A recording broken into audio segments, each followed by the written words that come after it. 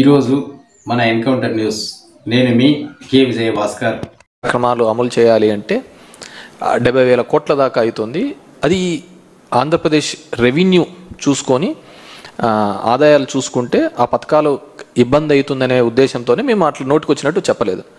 చంద్రబాబు నాయుడు గారు నోటికొచ్చినట్టు చెప్పి ఈరోజు ఎప్పుడైతే హామీలు అమలు చేయాలనుకున్నప్పుడు వచ్చేకల్లా రాష్ట్రాన్ని అమ్మేయాలా, ఇది అమ్మేయాలా అనేది చెప్తున్నాడు. ఆల్రెడీ ఆంధ్రప్రదేశ్ రాష్ట్రాన్ని చంద్రబాబు నాయుడు తెలుగుదేశం పార్టీ కూటమి ప్రభుత్వం ఫార్ సేల్ పెట్టేసింది.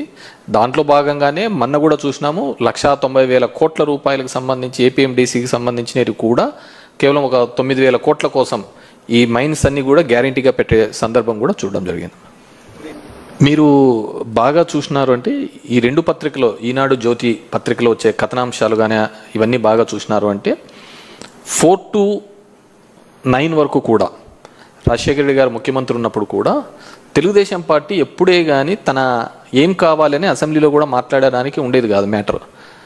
ఏదో ఒక మ్యాటర్ని ఈనాడు పేపర్లో పబ్లిష్ చేసేది, అది తీసుకొని వచ్చి అసెంబ్లీలో గందరగోళం చేసే పరిస్థితి ఆ రోజు మనం చూస్తున్న సందర్భం. ఈరోజు కూడా సేమ్ అదే స్ట్రాటజీనే వాడుతోంది.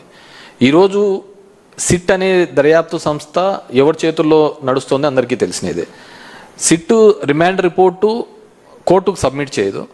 సబ్మిట్ చేయకముందే ఆంధ్రజ్యోతి ఈనాడులలో కథనాలుగా వస్తుంటాయి. అది ఏ విధంగా అవుతుంది? ఒక కాన్ఫిడెన్షియల్ డాక్యుమెంటు, జడ్జి ముందర పెట్టాల్సిన డాక్యుమెంటు, ఇవి కొన్ని పేపర్లు వాళ్ళ అనుకూలమైన పేపర్లకు ఇచ్చేసి దాని మీద వాళ్ళు ఇష్టానుసారం ఒక కథనాలు చేస్తుంటాయి.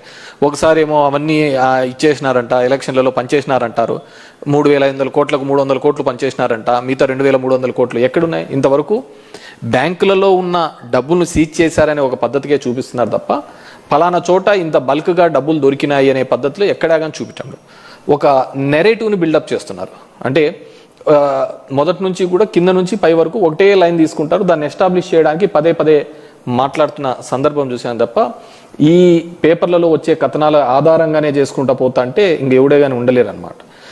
నేను ఇంతకుముందు చెప్తున్న విధంగానే జడ్జి దగ్గర ఉండాల్సిన రిపోర్టు, సిట్ కాన్ఫిడెన్షియల్గా మెయింటైన్ చేయాల్సిన రిపోర్టు ఒక వారం ముందరే ఈ రెండు పేపర్లలో ఏ విధంగా వస్తున్నాయి? వీళ్ళు ఎవరైతే దోషిగా చెప్తారో అతనే పేపర్లలో వచ్చే దోషిగా చెప్తారో అదే సిట్ రిపోర్ట్లో వస్తుంది. ఇంకెక్కడుందంటారు దీంట్లో? సో ఈ సిట్కి ఏమాత్రం క్రెడిబిలిటీ లేదు. ఖచ్చితంగా పెట్టే దొంగ కేసులే. మీరు బాగా చూసినారు అంటే ఇప్పుడు ఏవైతే ఉన్నాయో ఈ లిక్కర్ సంబంధించి, డిస్టిలరీస్కి సంబంధించి ఏ డిస్టిలరీ కూడా జగన్మోహన్ రెడ్డి వైఎస్ఆర్ కాంగ్రెస్ పార్టీ ఉన్నప్పుడు మేము ఎవరు పర్మిషన్ ఇవ్వలేదే. ఆ డిస్టిలరీస్ పర్మిషన్ ఇచ్చినదంతా చంద్రబాబు నాయుడే. మరి సరే, డిస్టిలరీస్ నుంచి ఈ విధంగా అవకతవకలు జరిగినాయి, బలవంతంగా ఉన్నారు. సో దీనిలో డిస్టిలరీస్ కూడా భాగస్వాములే అయినప్పుడు వాళ్ళ మీద ఎందుకు కేసులు పెట్టలేదు? ఈ మందు సరఫరా చేసిన ఆల్ ది డిస్టిలరీస్ వీళ్ళ మీద ఎందుకు కేసులు పెట్టడం లేదు? సో దీన్ని ఏదో విధంగా ఎస్టాబ్లిష్ చేయాలని కొంతమంది ఆఫీసర్లను బెదిరించి వాళ్ళని అప్రూవల్ అని ఏదేదో కథనాలు చూస్తున్నాం.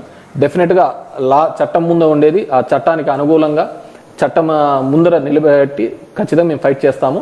ఖచ్చితంగా నిర్దోషులుగా ఈ కేసులోంచి అందరూ బయటకు వస్తారు. డెఫినెట్గా this are all ఎక్స్పెక్టెడే.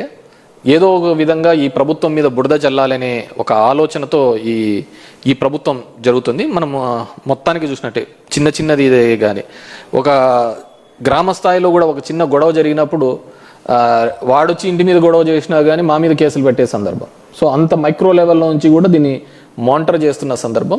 So we're already for ఎలాంటి కేసులు పెట్టినా ఏ దానికైనా సరే వైఎస్ఆర్ కాంగ్రెస్ పార్టీ సిద్ధంగా ఉంది. ఎటువంటిదైనా సరే చట్ట ప్రకారం మేము వాటిని ఎదుర్కోగలుగుతాము. డెఫినెట్గా ఎవరెవరైతే దీనిలలో భాగస్వాములు అవుతున్నారో, దీనిలో అంత ఉత్సాహంగా చేస్తున్నారో రాబోయే కాలంలో దాన్ని ఖచ్చితంగా అనుభవించి చెప్తారు. డెఫినెట్గా వీఆర్ ఫైటింగ్ కదా. మా చిన్నాన్న కూడా ఫైట్ చేస్తున్నాడు, వెళ్తున్నాడు. మళ్ళీ పోలీసులు కోర్టుకు వెళ్ళాము. ఎంత దౌర్భాగ్యమైన పరిస్థితి అంటే కోర్ట్ హ్యాస్ గివెన్ గైడ్లైన్స్, మీరు ఈ విధంగా చేయండి అని చెప్పేసి. డెమోక్రటిక్ సిస్టంలో ఈ విధంగా పోండి అని చెప్పినా కానీ అక్కడ ఉన్న పోలీసులు అది చేయలేకపోవడం జరిగింది. మేము కంటెంప్ట్కి కూడా వేయడం జరిగింది. That's before the court. Maybe 23rd, 24th ఎప్పుడో అని చెప్పారు. అది వచ్చిన తర్వాత దాని మీద కూడా మేము తీసుకోవడం.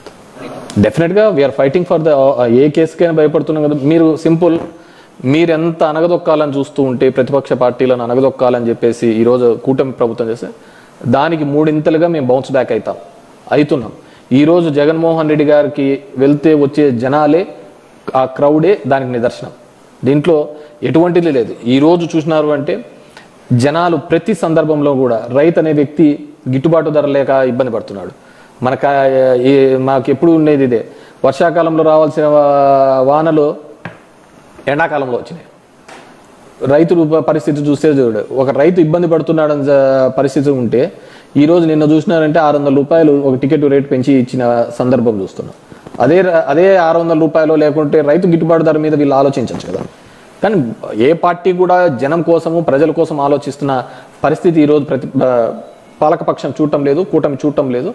డెఫినెట్గా వాళ్ళు బాగా జడ్జి చేయగలుగుతారు ఎవరిని ఏ విధంగా చేయాలని. డెఫినెట్గా రాబోయే కాలంలో వాళ్ళందరి మీద కూడా ప్రజలు ఒక తీర్పుని ఇవ్వబోతున్నారు.